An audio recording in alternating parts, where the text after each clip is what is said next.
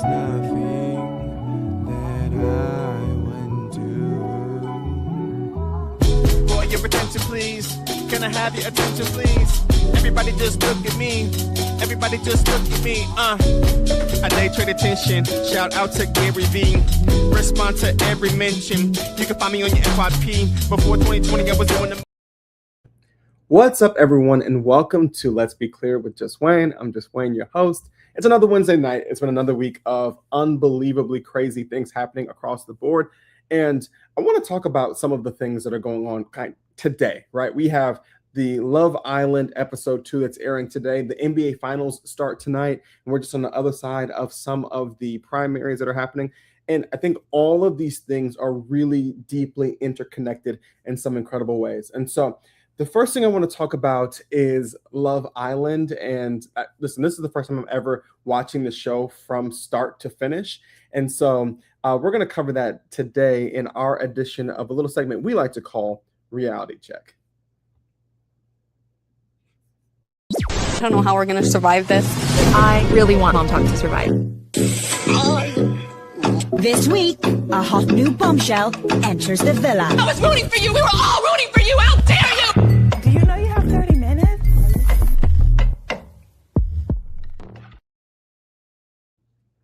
So like I said, this is the first time I'm ever watching Love Island from scratch. I had never really watched the show up until last season, and I found myself, my sister is kind of hounding me about, like, you have to watch the show, you have to watch the show. Now, one thing I will say, shout out to my sister, Aaliyah, because she is usually a person who, when she says, you need to do this thing, you need to watch this thing, you need to read this book, I really should be listening to her. I mean, if we go all the way back, like I'm a huge fan of Hamilton. I ended up getting to go to New York last year to be at the premiere. I made a ton of content around Hamilton, was featured on that.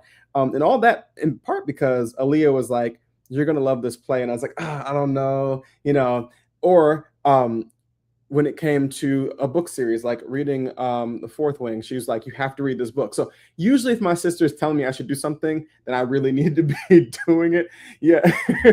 So for this, my sister was like, you have to watch this show, Love Island. Like you got to do this. And so I was like, all right, here we go. We'll hop in. I hopped in halfway through last season. I was binging it and then kind of got caught up by the end. So this is the first time we're starting at the beginning. And I must say that immediately I was like, first of all, watching this where I have to wait every day is going to be a unique experience, but also watching it where, I get to get acquainted with the people in the first place. Like I'm getting to not come in with all of the drama that has already been established across the board. Like we already know who these people are or we knew who they were by the time I came in last year. And so it's a completely different experience to start and not know who they are and recognize that we are all collectively doing the same thing, which is research. Like when the show was starting, when the cast was released, we were all like, who are these people? Where they come from? And what do I need to know about them? Because ultimately, the last thing that any of us want to do is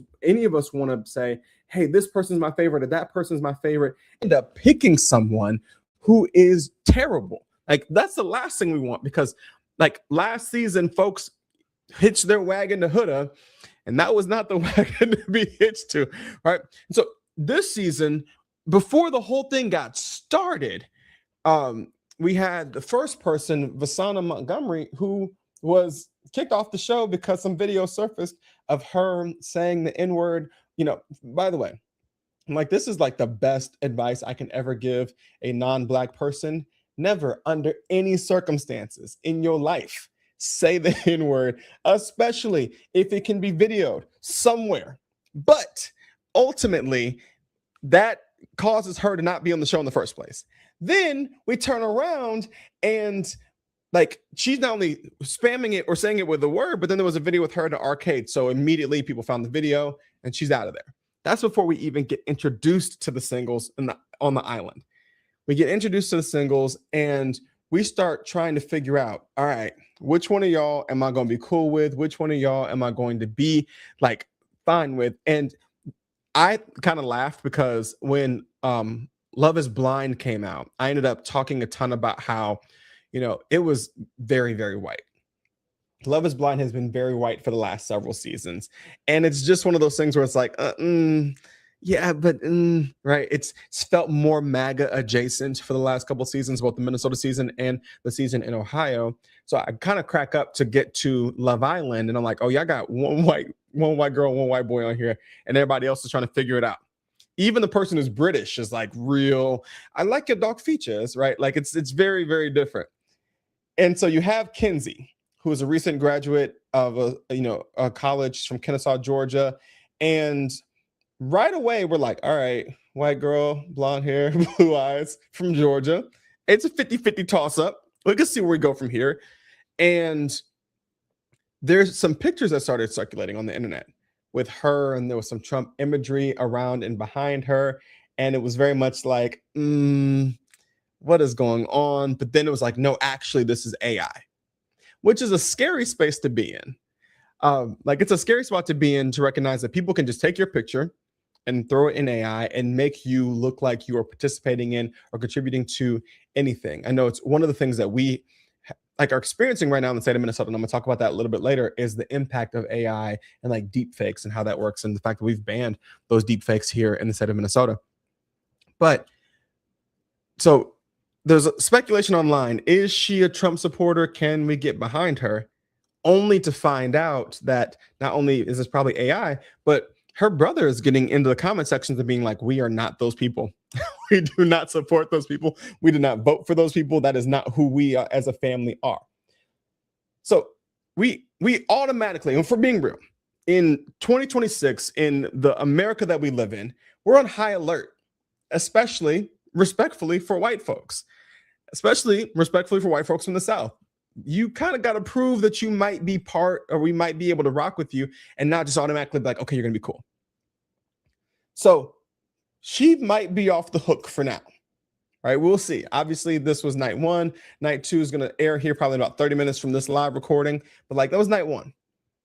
Then there was Sean.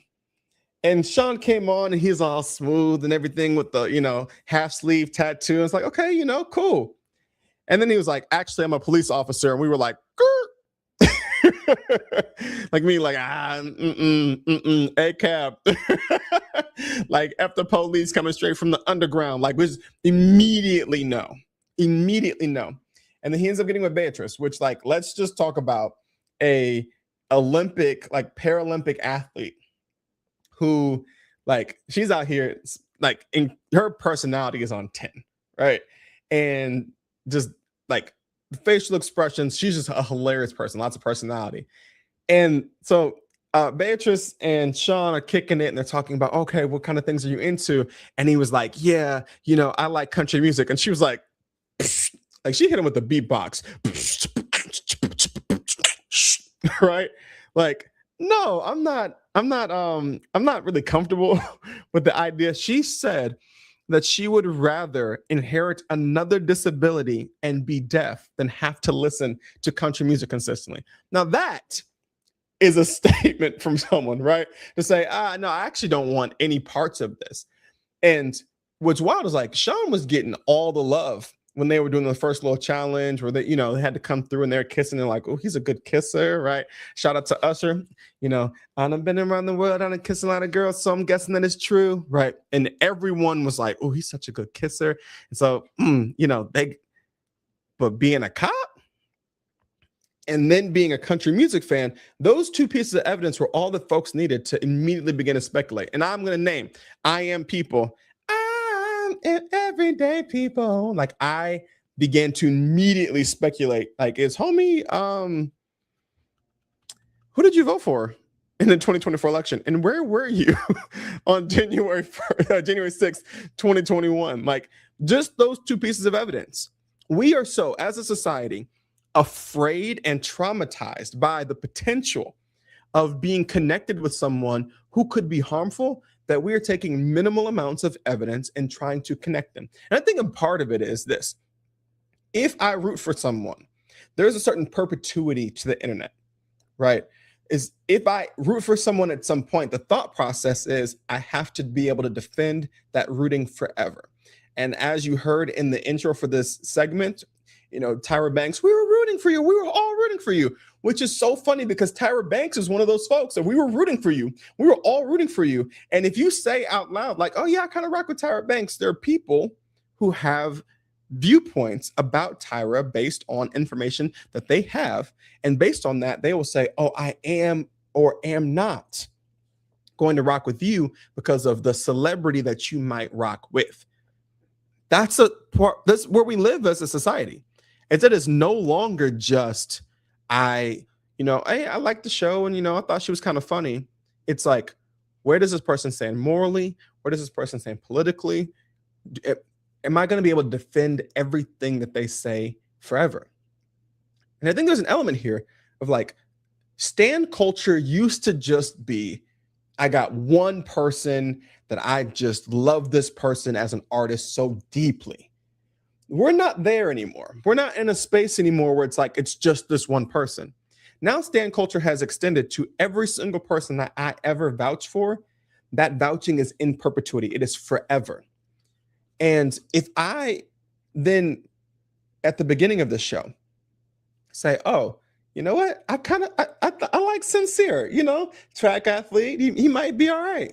Then I'm going to be held personally responsible and liable for whatever craziness Sincere will inevitably do later on in the show, right?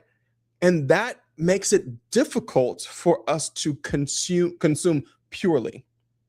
Because ultimately, what we're trying to do is enjoy television. This show is messy.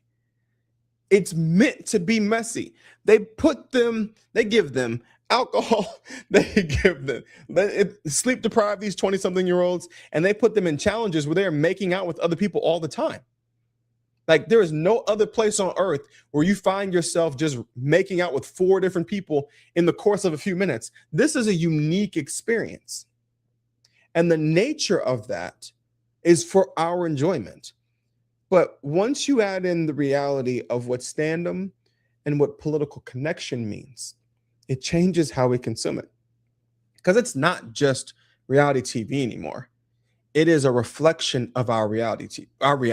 Reality TV was supposed to be absurdity. But how do you continue to operate in absurdity when the world that we live in is absurd? We can't just root for contestants anymore who are fake trying to fall in love at a chance to win $100,000. The internet demands that every person becomes a hero or a villain. And until we've unpacked that, we won't be able to just enjoy things, because the world we live in has taken the joy out of our enjoyment. This has been The Reality Check.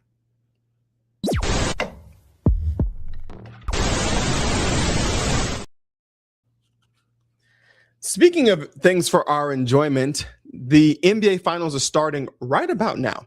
Right about when I'm filming this, they should be getting ready to tip off Game 1 of the NBA Finals between the New York Knicks and the San Antonio Spurs. And we are out here partying like it is 1999, because the last time the Knicks were in the NBA Finals, it was against the San Antonio Spurs. It was the first time the Spurs had ever won a championship. 1999. That's 27 years ago. Now, when I hear 99, I think like 12 years ago, because that's how my brain works, because somehow we all get stuck in this little loop.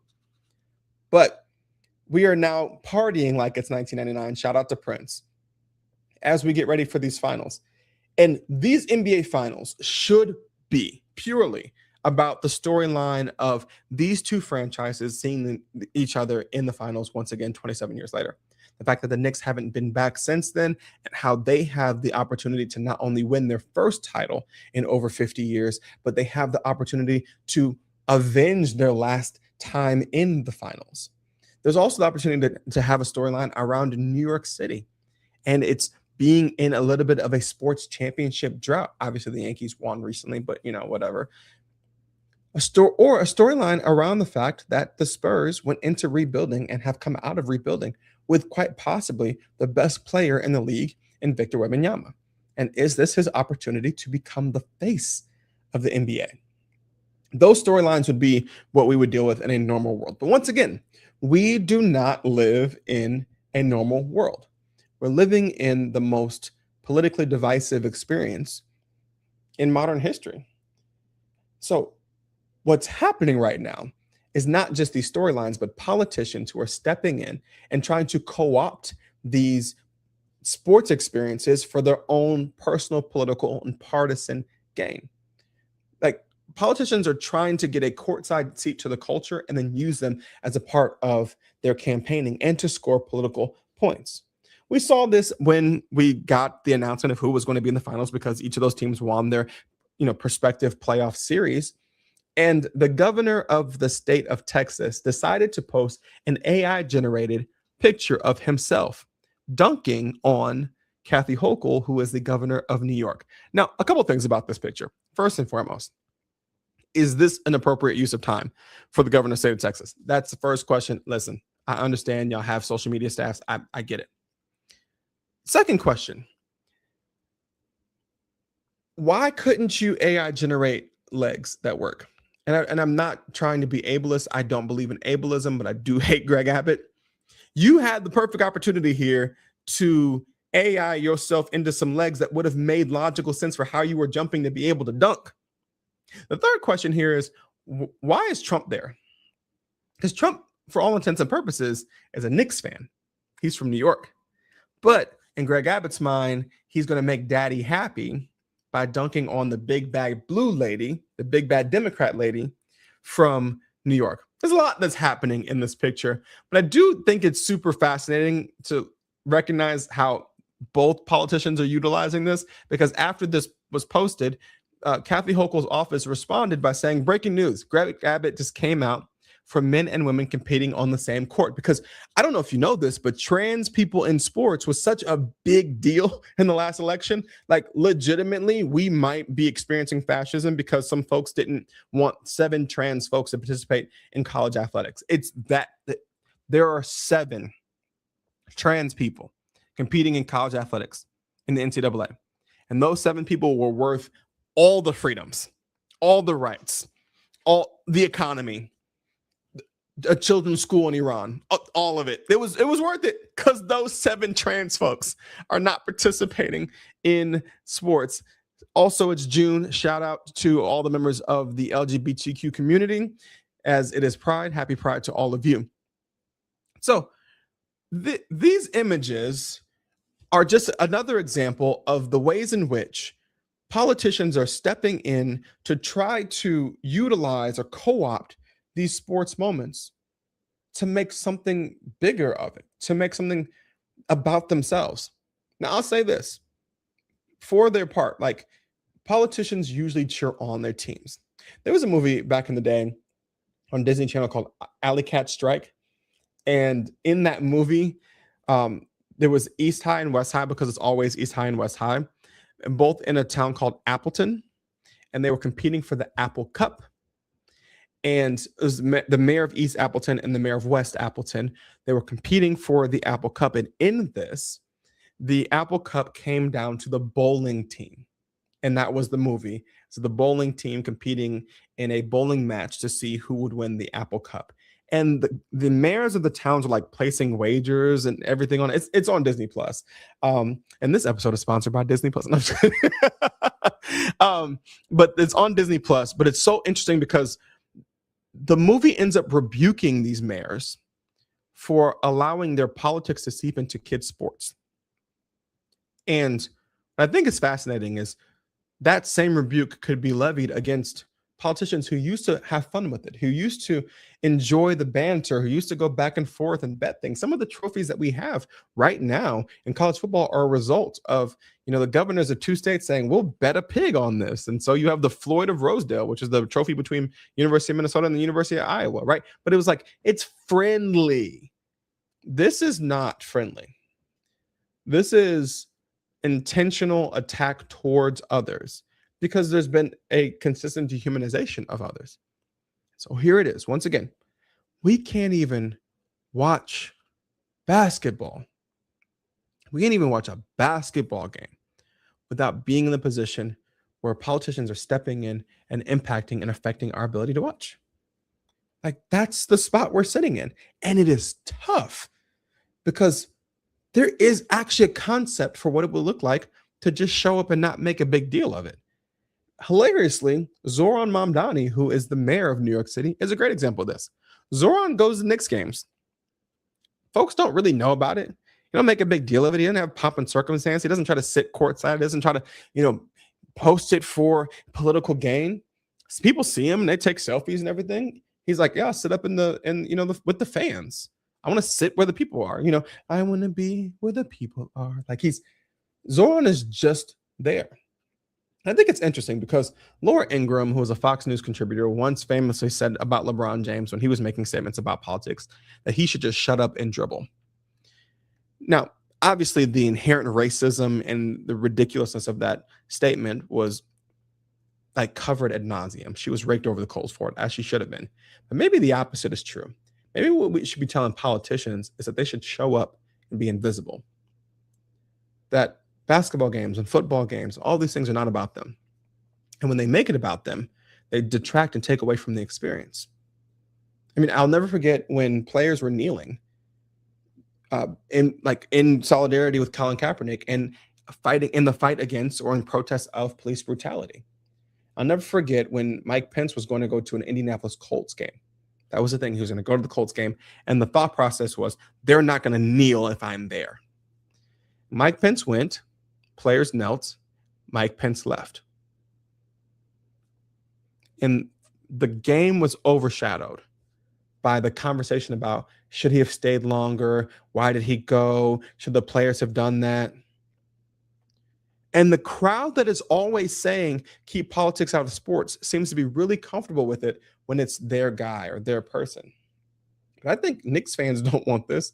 Knicks fans want a championship. I don't think Spurs fans want this. I don't really know that San Antonio Spurs fans rock with Greg Abbott. It's a co-opting, stepping over and stepping into the space that is meant to be for joy and making it about themselves in order to try to push partisan politics in a way that, once again, robs us of our enjoyment. And so ultimately, I think it's important for us to recognize, yes, you will hear me talk all the time and say, everything's political. Because I believe it is. Everything is a byproduct of policies and practices and procedures. I 1,000,000% believe it is. And the political culture that we live in today is so toxic, so divisive, so rotten, that even the things that are inherently political, but maybe we don't always want to talk about the politics of, we can't escape. We can't escape trying to figure out if we're rooting for the right person on Love Island. We can't escape trying to figure out if the politicians are going to try to step in and make the NBA Finals about them.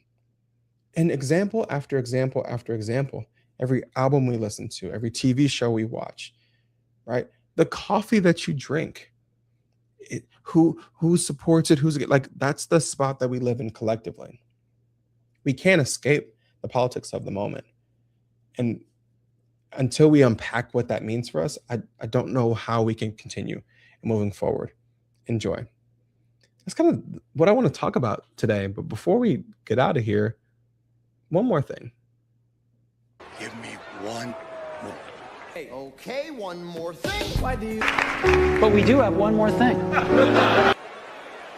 Look, one more. Obviously, I cover politics on here, and we're coming on the other side of some primaries, coming on the other side of some conventions. I was at the DFL convention last week. The GOP convention obviously had some moments, like a moment of silence for Derek Chauvin. We're coming out of some primaries. What is coming out of California has been fascinating, and I plan to do a longer video on YouTube and some shorter videos on both Instagram and TikTok about them. But I must say, everything I have learned about Maine politics has been against my will. I was fully aware of who Susan Collins was, because Susan Collins oftentimes is the person who I believe likes to parade as if she has a moral standard and backbone, and then capitulates and falls apart. Whether it was on the vote to approve Brett Kavanaugh as a Supreme Court justice, that was a big deal. And she played the game like, oh, I'm so concerned about some things. And ultimately she just backed down. And like experience after experience after experience, Susan Collins always seems to lean like she's a moderate Republican and then fall apart when it matters. So I was excited when Janet Mills, who I saw as a person who had stood up to and fought against the Trump administration, was running for Senate, because I was like, okay, there you go. We can flip that seat. And then this guy came out of nowhere, seemingly, Graham Plattner. In the first couple of videos I saw of Graham Plattner, I was like, okay, working class guy, unions. Okay, I rock with unions. I rock with the working class. I rock with, a progressive politic. Okay, absolutely, let's go. But the longer we got into it, the more revelations came out about him. And every revelation about Graham Plattner I don't really know how to describe the stuff that I've seen and read. Obviously, there was conversations about his military experience and conversations about his online activities, conversations about a tattoo he had and his connection to schmazzi's, right? And then there was a report that came out last week about extramarital affairs that he had on his wife. Now, that's the bombshell, right? The bombshell, at least what it should be, is this guy cheated on his wife. That's what it should be. That he had a Kik account and that there are multiple leaked messages of conversations, illicit conversations that he was having with multiple people. Now, politicians having affairs is a tale as old as time, unfortunately. And also very revealing in some ways about who you are as a person when we start to figure out what that looks like, how you approach it, etc. And that's where things get really weird for me. Because in the messages, it's being reported that he referred to his penis as mein Führer and told one woman that he wanted to, quote, blitzkrieg that ass. Now,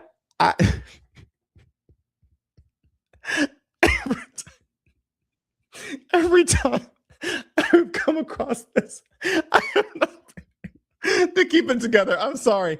That the levels of like how you like sexting is one thing, but sexting utilizing like Nazi role play is a different level. It also shows the level of commitment you had to that particular set of ideologies that you are saying you are no longer a part of. And like that's been one of the main concerns for so many of us is here you are, you were a tattooed member of this particular ideology, and now you want us to believe that you're not only no longer that, but that your redemption arc should have you falling upwards into a Senate seat.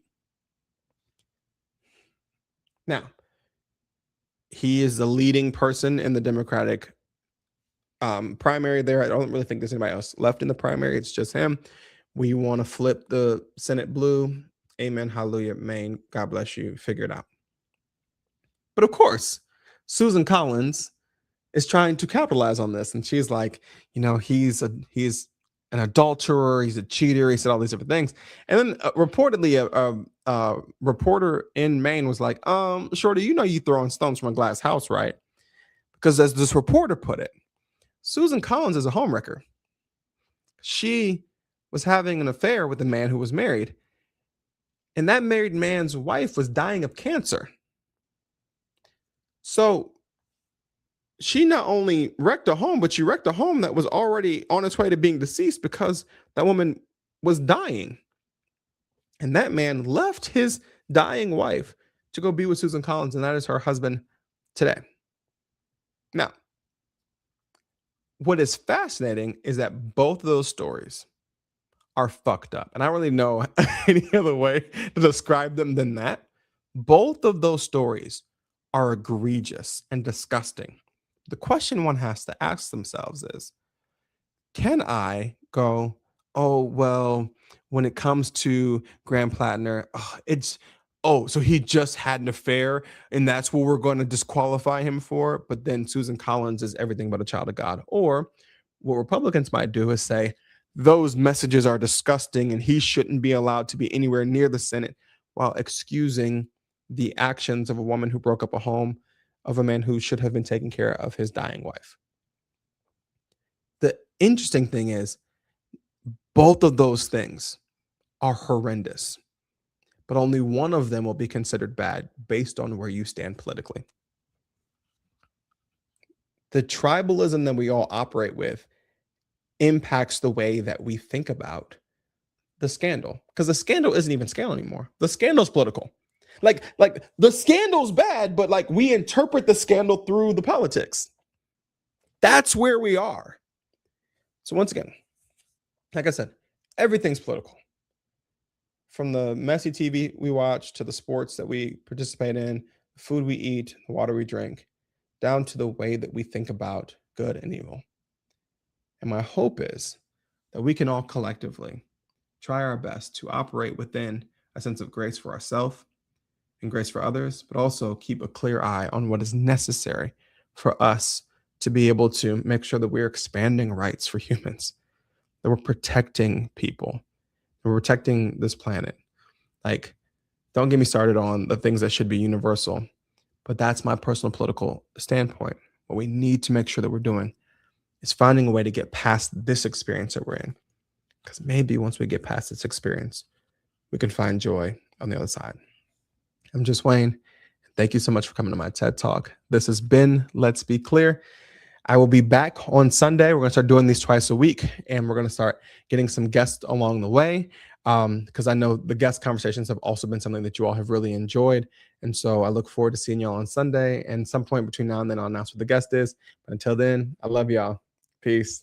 There is nothing that I wouldn't do.